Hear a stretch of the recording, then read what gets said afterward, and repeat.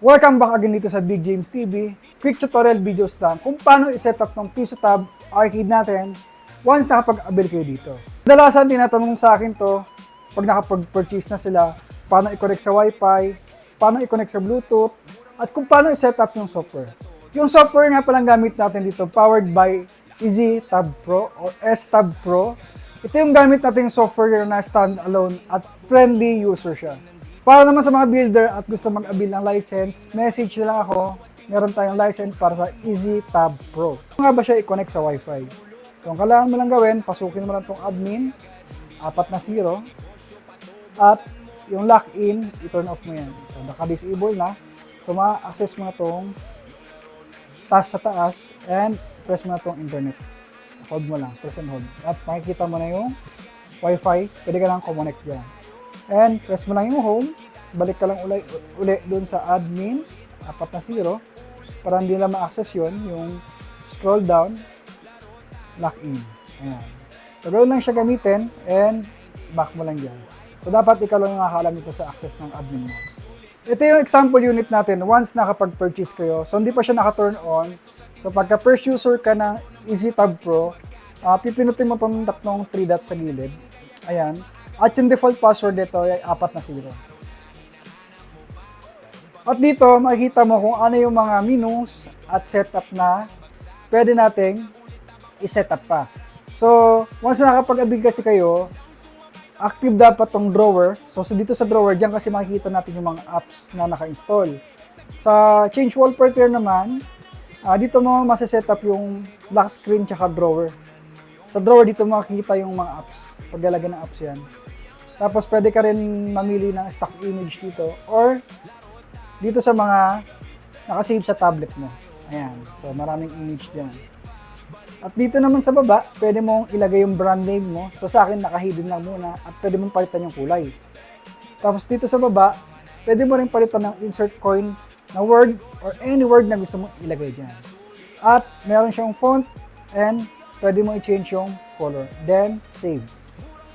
So, back tayo. Dito naman sa mode. So, classic mode yung gamit natin kasi may BMS naman itong mga tablet. So, hindi ko kailangan muna smart charging. So, depende lang sa builder yan. So, classic mode tayo. And, sunod is earning tracker. So, dito makikita mo kung kinikita mo daily. Yesterday, this week, ayan. So, pwede mong i-refresh para mag-load yung income per day, this week. Clear all mo lang pagka okay na at nakita mo na yung mga earnings mo. Back, dito naman sa auto logout, dito mo pwedeng i-set up yung mga kailangan mo, yung automatic logout ng apps, anti-porn. Basta itong mga setup na nandito is naka-check lang. Itong close up, enhance security, deep freeze, ayan, naka-check lang yan. Tapos, dito sa pinakababa, default setup lang, wala kayong gagalawin. Itong mga nandito, ayan, mga naka-check. At dito sa app lock setting, so, kung gusto niyo baguhin yung password na 4 na 0, change password mo lang, and remove password. And recovery method, depende sa iyo kung gusto gumawa ng recovery method para dito sa password lock natin ng application na ito, software. And back tayo dito. Check permission, dapat yan naka-granted lahat para mag-work ng maayos yung tablet at yung software. Refresh mo lang kung merong changes. Ayan. So, wala naman, all granted. So, working yan. At ito naman, kung ayaw mong mag-run yung mismong software na S-Tab Pro, stop service mo lang. Makikita mo dito sa taas yung service running. So, pag in-stop mo yan, ayan. So, stop service na siya. At pag nag-exit tayo, pwede ka na bumalik sa default na tablet.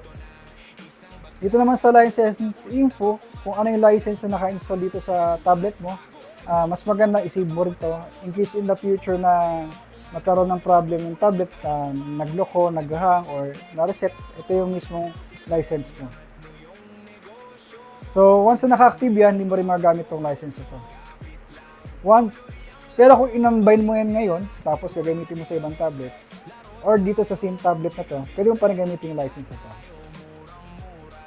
Ito, restart service, every time na may ginalaw kang settings at pumasok ka dito, i-restart service mo siya para mag-function siya ng maayos. And learn more. Ayan. So, si admin at yung creator ng software na to. So, ito yung update niya. Check update mo lang kung may bagong update. Sa ngayon, ito yung latest software niya, nilabas niya. At may bagong update nga pala ngayon tayo. Except menu, dahil nag-stop service tayo, ito yung makikita natin, hindi mag-run yung mismong software. So, wala siyang lakas kasi naka-turn off yung service. So, dito, kung may babaguhin ka, itong apps na nakalagay dito sa mga to, online games, offline games, social media tab, tools, ayan. Dito ka lang pupunta sa settings. At i-enter mo lang yung 4 na 0. So, pagka nag-main menu ka, babalik ka uli doon. Itong mismo main features. So, pag nag-exit ka, babalik ka lang dito sa drawer. Ito yung drawer na tinatawag ko kanina na nandito lahat ng apps. Tapos, kung may babaguhin ka uli, press mo lang yung 4 na 0. At kung sumapalitan yung wallpaper, ayan, tinuro ko na. Dito naman sa select apps, ayan. So, dito, pwede mo i-modify kung saan mo siya ilalagay. Example, itong games na to, kung tingin mo offline, ilagay mo siya sa offline. Pero kung ayaw mo ilagay yung games na yan, pinuti mo lang para mawala yung color green. Pero kung pang online game siya, click mo lang yung online games para lumabas siya sa online tab menu. So, dahil offline games to, ayan, pwede mo rin i-multiple kung gusto mo lagyan lahat yan. Pero dahil offline game siya, iset mo lang ng offline. Paano naman kung social media, like Facebook, Instagram, ilalagay mo lang din sa social media. Kung tools naman, depende sa inyo, pwedeng social media o tools. So ako, pinagsama ko na lang sa YouTube ko, YouTube Kids, nasa tools na lang. So pag social media, TikTok, ayan, nagsama ko dito sa social media. Instagram, dyan na lang. And save. Ayan, tapos dito, kung gusto mo i-adjust yung brightness, ayan, meron tayo. Volume, andito na rin. Ayan.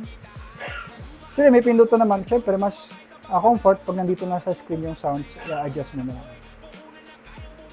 And then, pagtapos ko ng i-setup pala, at lastly nga pala, punta ka dito sa lock-in. So, lock-in or lock disable.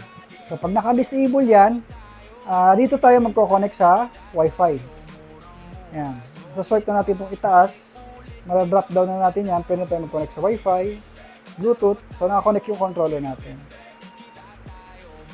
So, pagka user na or mga client na, i-set up muli sa maximum security, i-on mo lang uli, enter mo lang yung password, i-lock in mo lang to. Ayan. Once nakapag-lock in na yan, hindi na nila ma-access yung scroll down sa taas. Ayan. Nakalock na yan. So, dapat nakakonect na to sa Wi-Fi bago nyo i-lock. And then, power. Kung gusto mong patayin, restart or cancel.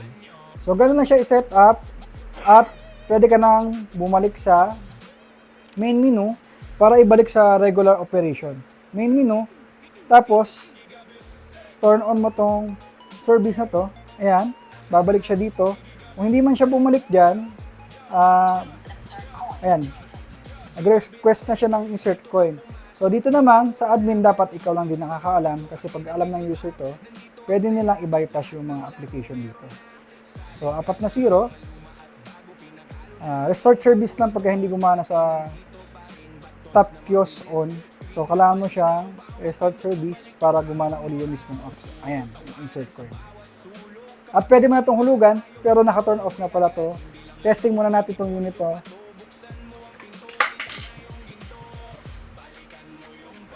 So, try natin YouTube.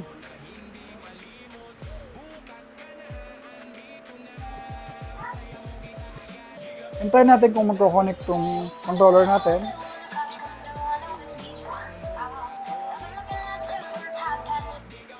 So, pinutuan mo itong home button. Ayan. So, automatic nag-connect ng agad siya. Ayan. So, open yung Bluetooth. So, punta ka dito sa offline games. Ayan. So, dito lahat ng retro classic games natin.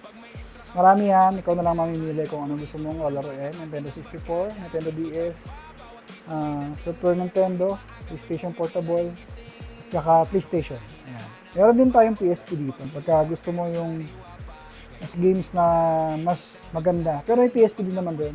Pero mas smooth kasi dito yung God of War. By the way, pag walang game, browse mo lang. Dito lang yan, nakaset yan sa PSP. Use this folder lang. At lalabas naman lahat yan. Ayan. So, God of War, NBA, Naruto, Spider-Man 3, GTA, andyan na.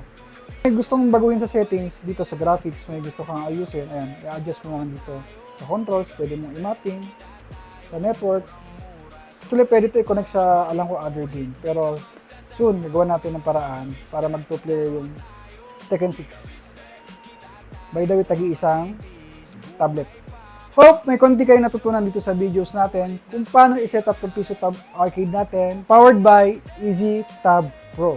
At kung interested ka mag-avail ng PisoTab Arcade ko, puntahan mo lang yung page ko, Gigabits Tech, or ito yung channel ko, Big James TV. Pwede kayo mag-comment dito sa baba kung may mga question kayo.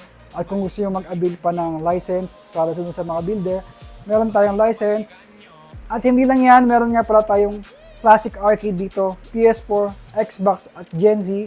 Ito naman yung malalaking arcade na typical na classic na may pindutan. Pwede rin yung may controller like yung PS4 na ginagamit natin na katulad nito.